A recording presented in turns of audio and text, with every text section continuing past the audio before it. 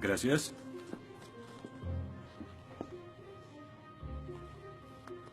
Disculpe, señor... Wheaton. Josh Wheaton. Señor Wheaton, ¿le pasa algo? No puedo hacer esto. No puedo hacer lo que pide, soy cristiano. No, no se preocupe, aún puede regresar a su dormitorio, arrodillarse y orar al lado de su cama si quiere. Lo que haga con su vida es su problema, pero lo que haga aquí en la clase es el mío.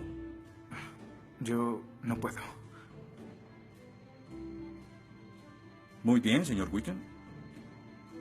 Déjeme explicarle la alternativa.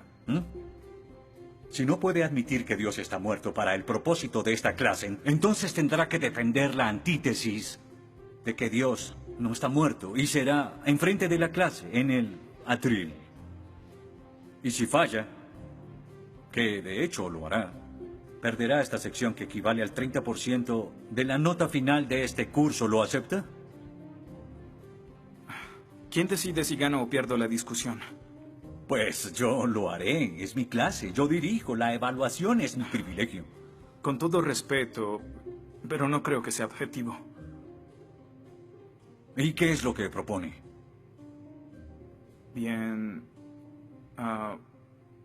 ¿y qué tal ellos?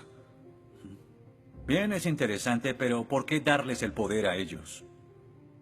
Ya los convenció. Lo que debo hacer es desconvencerlos, para que admitan su error.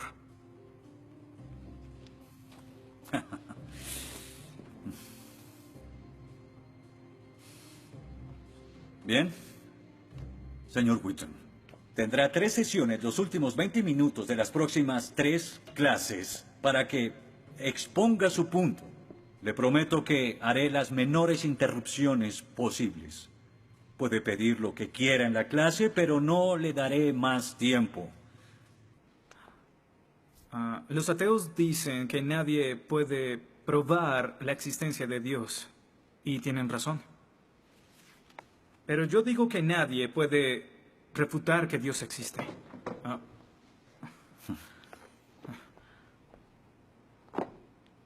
Pero la única forma de debatir este asunto es observando la evidencia disponible.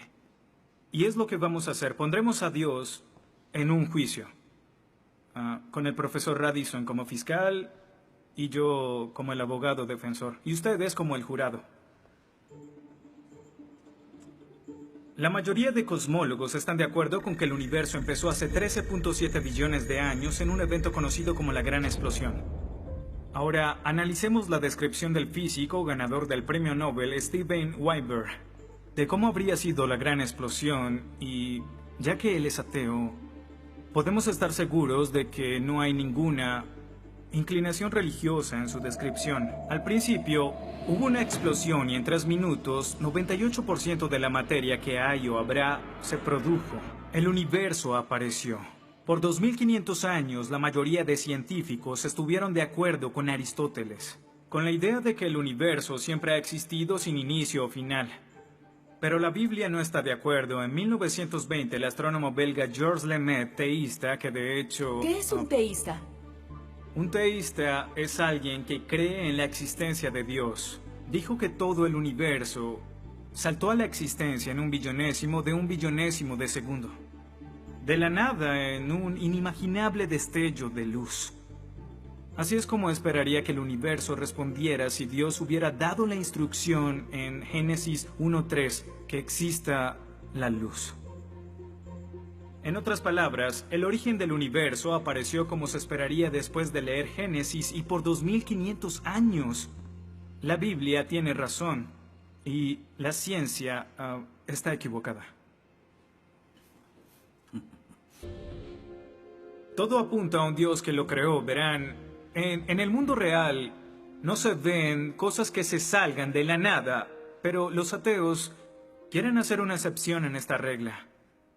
Específicamente en el universo y... Pero en su libro El espejismo de Dios, Richard Dawkins dice que si me dices que Dios creó el universo, entonces tengo el derecho a preguntar quién creó a Dios.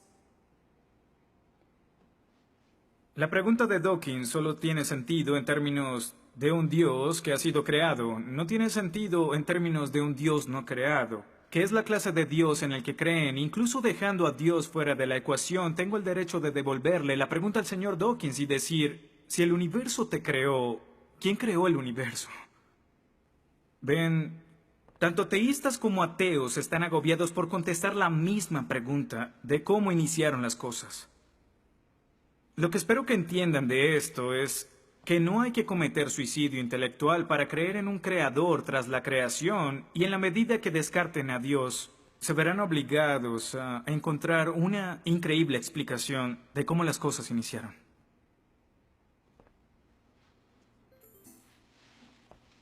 Me imagino que estás satisfecho con tu presentación. Veo que astutamente evadiste el hecho de que Stephen Hawking, el científico más famoso del mundo y no es teísta, recientemente estuvo a favor de un universo autodiseñado. No lo evadí, simplemente... Simplemente no lo sabías. Bien, veamos lo que el profesor Hawking, profesor lucasiano de física de Cambridge, quien ahora ocupa la silla usada por Sir Isaac Newton, tiene que decir sobre el origen del universo. Y cito: ya que hay una ley como la gravedad, el universo puede y se creará de la nada.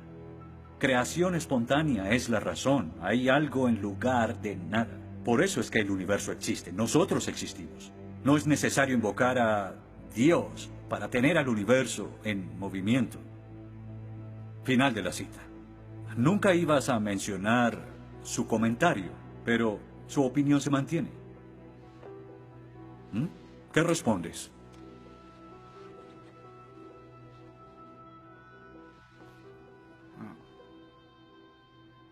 No sé. ¿No sabes?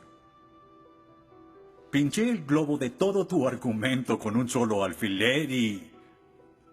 ¿tú no lo sabes? Oh. Señor, me gustaría decirle que tengo la respuesta perfecta, pero no quebranta mi fe. Oh, ok. Así que el más grande cerebro científico de toda la historia dice que Dios no es necesario, pero un estudiante de primer semestre dice, oh, sí lo es. Wow, ¿sabes? Va a ser una decisión muy difícil. Pues estaré pendiente la próxima semana. Se acabó la clase. Gracias a una ley como la gravedad, el universo puede y se creará de la nada.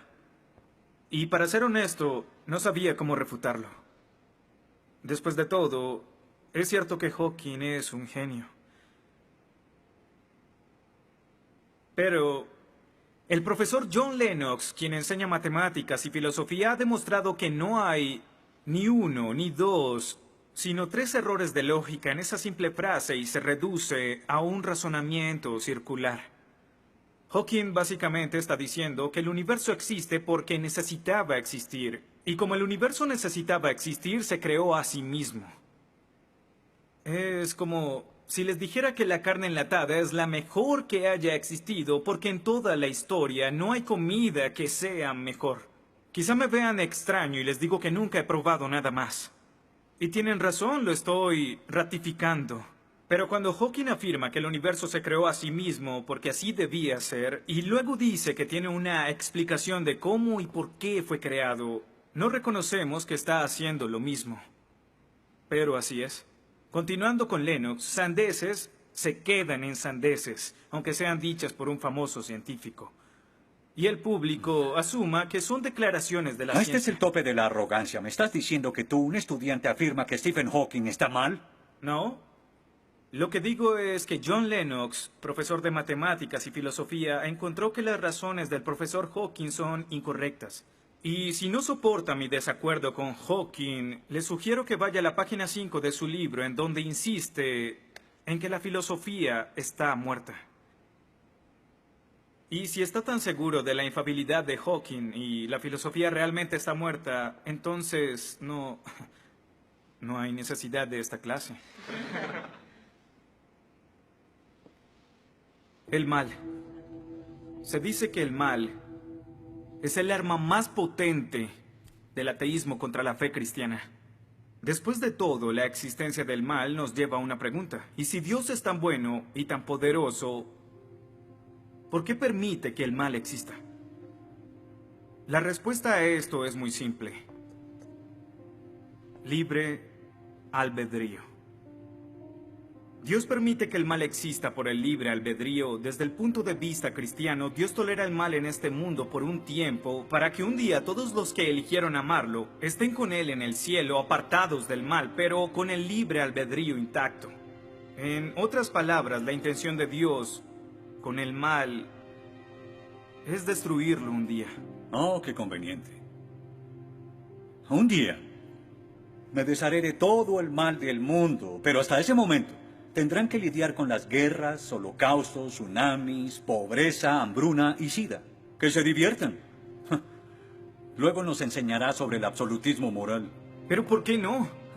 El profesor Radisson, quien claramente es ateo, no cree en absolutismo moral, pero en su programa dice que planea hacernos un examen en la última semana. Apuesto a que si consigo una A en el examen haciendo trampa, inmediatamente empezará a sonar como un cristiano, insistiendo que está mal hacerlo. ¿Y qué base tendría él? Si el propósito de mis acciones es lograr el éxito, entonces, ¿por qué no podría hacerlo?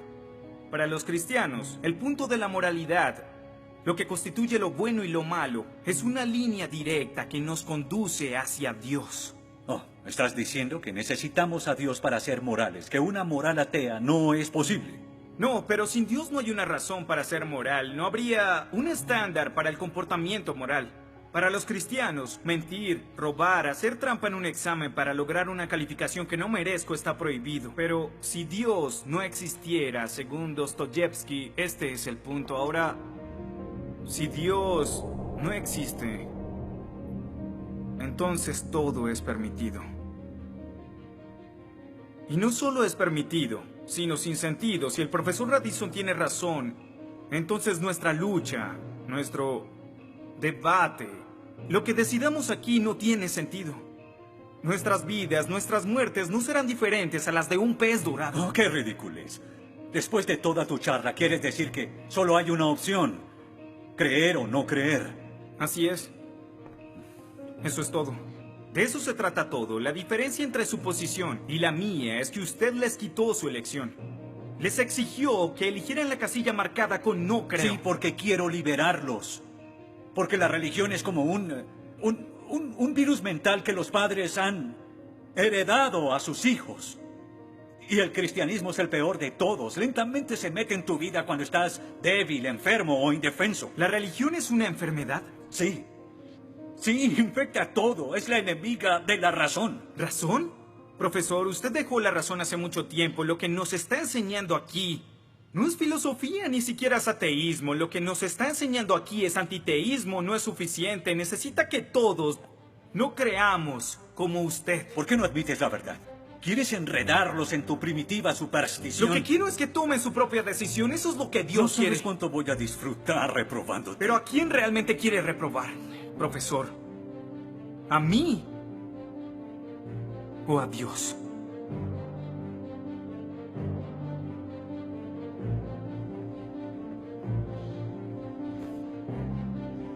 ¿Odia a Dios?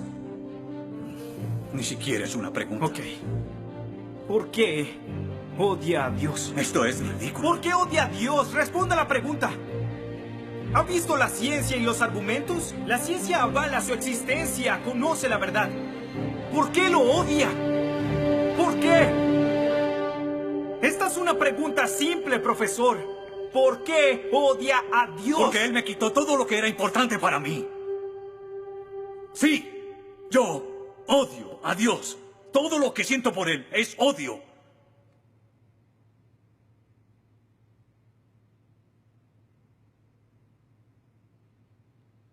¿Cómo puede odiar a Dios si no existe?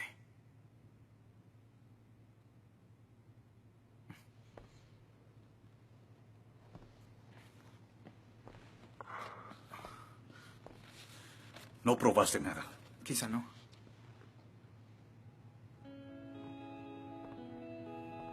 Ellos deben elegir.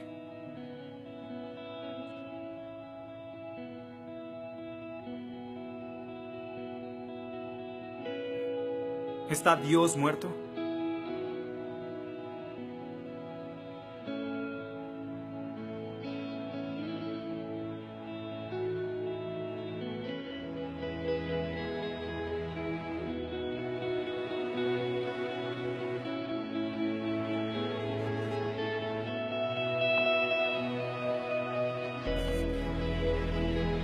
Dios no está muerto. Dios no está muerto. Dios no está muerto. Dios no está muerto. Dios no está muerto. Dios no está muerto. Dios no está muerto. Dios no está muerto. Dios no está muerto. Dios no está muerto. Dios no está muerto.